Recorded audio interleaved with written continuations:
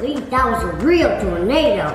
But what if we make our own tornado in a bottle? Wow, that's a good idea, Ryan. First we need water.